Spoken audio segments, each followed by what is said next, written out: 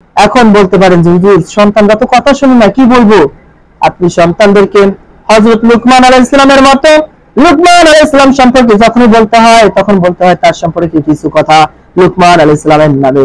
আমাদের পবিত্র কোরআনের ভিতরে কিন্তু একটা সূরা আছে, সূরা লুকমান। লুকমান হাকিম আমাদের মুহাম্মদ সাল্লাল্লাহু আলাইহি ওয়াসাল্লামের সময়ের কোন ব্যক্তি ছিলেন না, সে ছিলেন বনী ইসরাইলের সময়ের লোক, অনেক বহু কাল আগের পূর্বের লোক ছিলেন। তিনি কোন নবী ছিলেন না কিংবা রাসূলও ছিলেন না।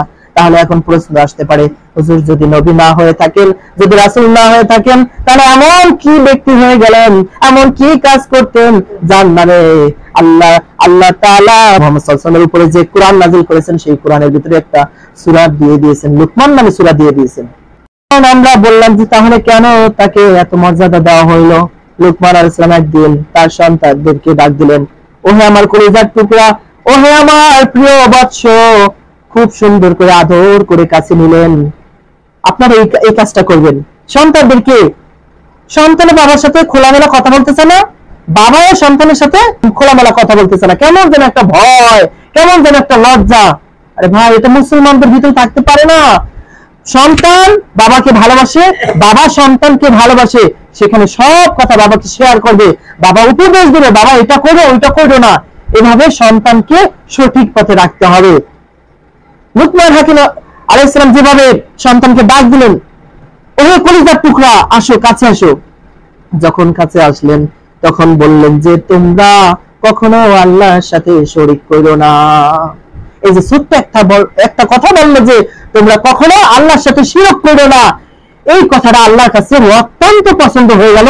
এবং সাথে সাথে আল্লাহ কোরআনের ভিতরে বলে দিলেন যে তোমরা সন্তানেরা বাবা মার সাথে কষ্ট দিয়ে কথা বলো না, বাবা মার সাথে এমন কথা করো না যেন বাবা মা উফ করে শব্দ করে, আহ করে শব্দ করে, মানে একটু ব্যথা পেয়ে যায়, এমন কোন শব্দ তোমাদের মুখ দিয়ে উচ্চারণ করো না। এটা কোরআনের ভিতরে আল্লাহ বলে দিলেন। লুকমান হাকিম বললেন যে তোমরা আল্লাহর সাথে শিরক করো না। আল্লাহ আবার বলে দিলেন তোমরা বাবা মার সাথে করে শব্দ করা লাগে এমন কোনো ব্যবহার করবে না বাবা মার সাথে। এই জন্য আমরা আজ অব্দি যারা এই বাক্যগুলো জানতাম না, শুনিনি, আজ থেকে অন্তত আব্বা আম্মার সাথে এমন কাজ করব না। পিছনে যদি করে থাকি আল্লাহর কাছে তওবা করুন, আল্লাহর কাছে মাফ চান, হয়তো আল্লাহ মাফ করবেন। আর যদি বাবা মা বেঁচে থাকে তাহলে বাবা মার পায়ে ধরে হাতে ধরে বাবা মার কাছ থেকে ক্ষমা চেয়ে নেন, কারণ আপনার আব্বা আম্মা চিরদিন থাকবেন না, আপনি আমি চিরদিন থাকবো না। অনেক ভাই আছেন যারা বাবা মাকে চির জন্মের জন্য হারাই ফেলছেন, আছেন না? অনেক আছেন। এই জন্য আব্বা আম্মা থাকতেই তারা যে রহমত, এটা আমাদেরকে ভালোভাবে বুঝতে হবে। প্রিয় মুসলিম